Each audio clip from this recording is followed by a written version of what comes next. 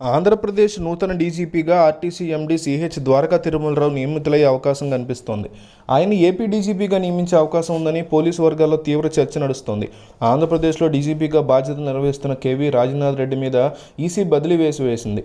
ఎన్నికల కార్యకలాపాల్లో జోక్యం చేసుకోకూడదని స్పష్టమైన ఆదేశాలు ఇచ్చింది. ఈ నేపథ్యంలో కొత్త డీజీపీ నియమించేందుకు కసరత్తు చేస్తున్నారు ఎన్నికల అధికారులు. దీనికి సంబంధించి ఏపీ సీఎస్ జవహర్ రెడ్డికి కీలక ఉత్తర్వులు జారీ చేసింది.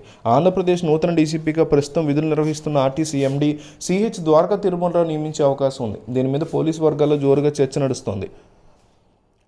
ఆంధ్రప్రదేశ్ ప్రభుత్వ ప్రధాన కార్యదర్శి జవహర్ రెడ్డికి ఆదేశాలు వచ్చాయి. డీజీపీ రాజనాథ్ రెడ్డిని తక్షణమే బదిలీ చేయాలని ఆంధ్రప్రదేశ్ ప్రభుత్వాన్ని ఎలక్షన్ కమిషన్ కోరింది.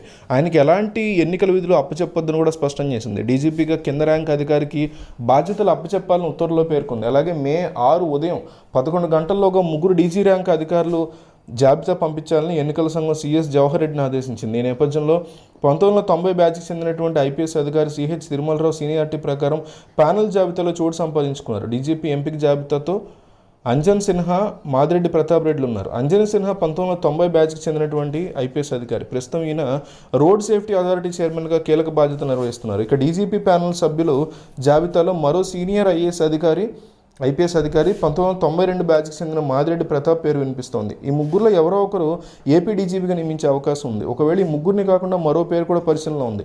ప్రస్తుతం హోంశాఖ ముఖ్య కార్యదర్శిగా విధులు నిర్వహిస్తున్న హరీష్ కుమార్ పేరు కూడా జాబితాలో చేర్చే అవకాశం ఉంది. ఈయన 1992 బ్యాచ్కి చెందినటువంటి ఐపీఎస్ అధికారిగా కొనసాగుతున్నారు. ఏపీ డీజీపీ అధికార వైసీపీకి అనుకూలంగా వ్యవహరిస్తున్నారంటూ విపక్షాలు ఆరోపణలు గుప్పిస్తున్నాయి. ఏపీ డీజీపీ అధికార వైసీపీకి అనుకూలంగా వ్యవహరిస్తున్నారంటూ విపక్షాలు ఆరోపిస్తున్నాయి.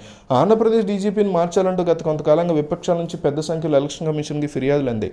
ఈ క్రమంలో డీజీపీ రాజనాథ్ రెడ్డిని బదిలీ చేస్తూ ఎన్నికల సంఘం ఆదేశాలు ఇచ్చింది. ఆయన స్థానంలో కొత్త డీజీపీగా నియమించాలంటూ ఆదేశాలు ఇచ్చింది. అయితే ఆంధ్రప్రదేశ్ చీఫ్ సెక్రటరీగా ఉన్నటువంటి జవహర్ రెడ్డిని కూడా తొలగించాలి అనేటువంటి డిమాండ్ తెలుగుదేశం పార్టీ నుంచి విపరీతంగా వినిపిస్తోంది.